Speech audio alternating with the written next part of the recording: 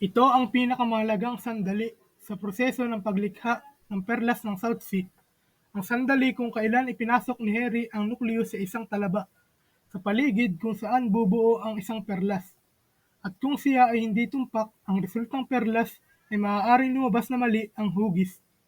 Ang layunin ay ito, isang halos perpektong bilog na perlas na may malaking 20 mm diameter. Iyan ay higit sa 2 beses ang laki ng mas karaniwang Akoya perlas, at ang nag-iisang perlas na ito ay maaaring magbenta ng $1,500 kumpara sa $75 para sa isang high-grade na Akoya pearl. Isang kwintas ng halos perpektong South Sea pearls, maaaring nagkakahalaga ng higit sa $200,000. Kaya bakit mas mahirap ang mga perlas na ito? At bakit ang mga ito ay napakamahal? Ang South Sea ay tumutukoy sa katimugang bahagi ng karagatang Pasipiko. Sa mga tubig na ito, sa baybayin lamang ng Lombok, Indonesia, ang mga sakahan ng perlas tulad ng Abdul Pearl ay nagtatanim ng mga kulturang perlas. Ito ay mga perlas na nangangailangan ng isang tao upang ilagay ang isang bagay sa loob ng isang talaba. Sa halip na mag-aani ng mga natural na perlas, at ang South Sea pearls ang pinakamahal na iba't na mga kulturang perlas. Iyon ay sa bahagi dahil sa kung gaano katagal para gumawa ng perlas ng South Sea, habang ang ilang freshwater oysters ay maaaring mabulok, dose-dosenang maliliit na perlas sa loob ng 3 buwan. Ito ay tumatagal ng halos 5 taon upang linangin ang isang solong South Sea pearl. Ang talaba na pinanggagalingan nito, ang Pinctada maxima, maaari lamang gumawa ng isa-isa, at ika-4 lamang ng mga talaba na ito ang nabubuhay sa paglilinang. Kaya naman ang mga magsasaka ng perlas ay kailangang magpakahirap para manatiling buhay ang mga talaba. Nagsisimula ito sa lubos na kinokontrol na laboratorio na ito, kung saan dapat lumikha ang mga lab technician ng perpektong kondisyon para lumaki ang oyster larvae at maging malusog. Mga matatandang gumagawa ng perlas, kailangan nilang mapanatili ang temperatura ng silid ng eksaktong 20 degrees Celsius at pakainin ang larvae ng phytoplankton na kailangan nilang lumaki. Upang gawin ito, pinagsasama-sama nila ang tubig alat mula sa South Sea at sodium hydroxide at iimbak ito ng 5 araw hanggang magkaroon ng sapat na plankton. Pinapakain ng mga lab tech ang plankton sa mga lambat ng mga baby oyster at subaybayan ang kanilang paglaki ng humigit kumulang 45 araw. Iyon ay sa oras na maabot nila, hindi bababa sa 1 milimetro ang lapad at nasa hustong gulang na para mailipat sa dagat. Ang mga talaba ay nililipat upang makatipid sa mga gastos ng pag-aalaga ng mas malalaking talaba na maaaring maging mahal. Sa South Sea, nakukuha ng mga talaba ang mainit na tubig at pagkain na kailangan nila para maging mature. Ngunit dito rin namamatay ang karamihan sa kanila nang hindi gumagawa ng isang perlas. Kaya naman, mga magsasaka ng perlas, kailangan suriin ang mga talaba buwan-buwan upang matiyak na sila ay lumaki, kumakain at malusog. Hinihila nila ang mga lambat ng talaba mula sa dagat at linisin ang mga shell. Nakakatulong ito na pigilan ang mga mandaragit na pakainin ang mga talaba at kalaunan ay pinapatay sila. Pagkatapos ng hanggang 2 taon ng pag-aalaga, kapag ang mga talaba ay sapat na malaki, maaaring magsimula ang pagtatanim. Para sa mga kulturang perlas, ang pagtatanim ay ang pinakamahalagang hakbang.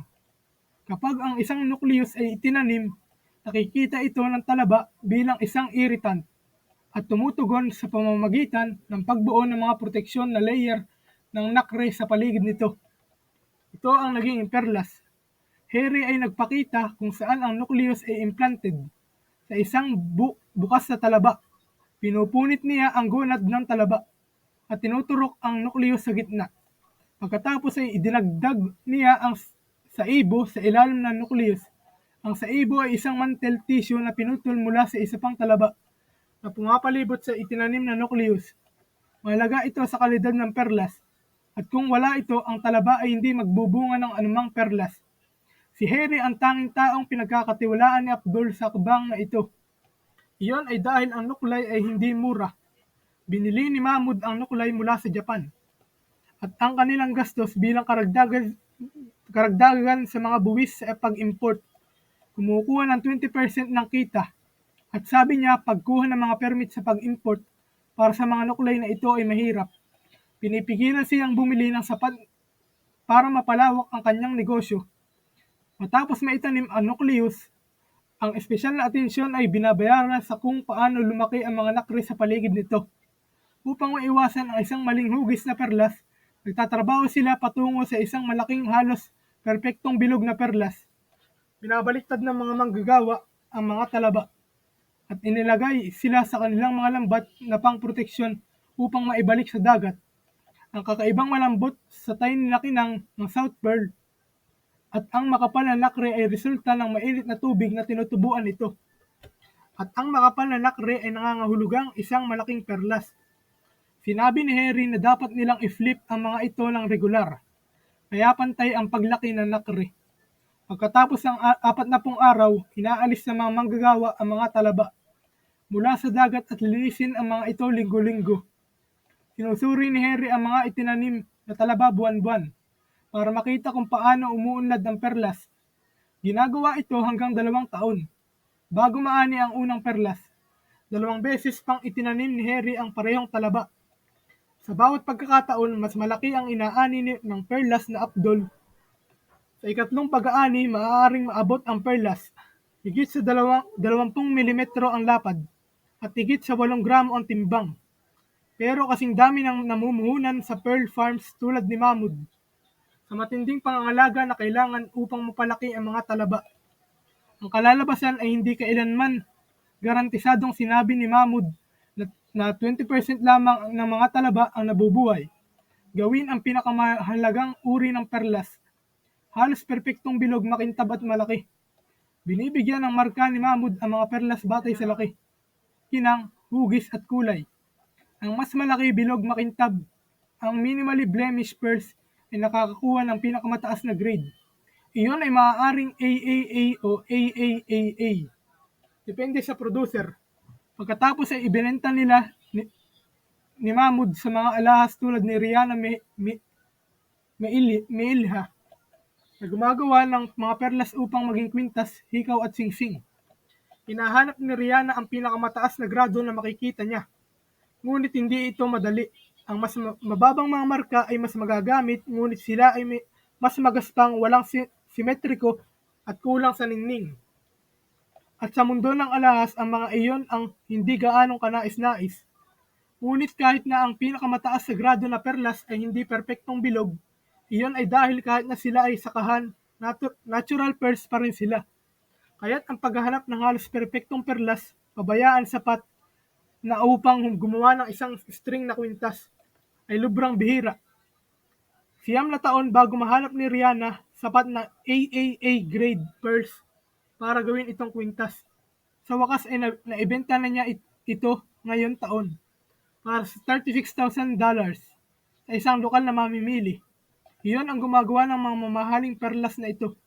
Sulit para kay Rihanna na umaasa sa mga magsasaka upang patuloy na makagawa ng mga dekalidad na perlas. Ngunit sabi ni Mahmud, ang mga magsasaka ng perlas ay kailangan ng karagdagang suporta mula sa gobyerno, partikular sa paligid ng paggawa ng nuklay na madaling magagamit. Sa ganitong uri ng suporta, sinasabi ng mga magsasaka ng perlas na maaari nilang dagdagan ang kanilang produksyon at gumawa ng Indonesian South Sea Pearls, mas madaling magagamit sa buong mundo.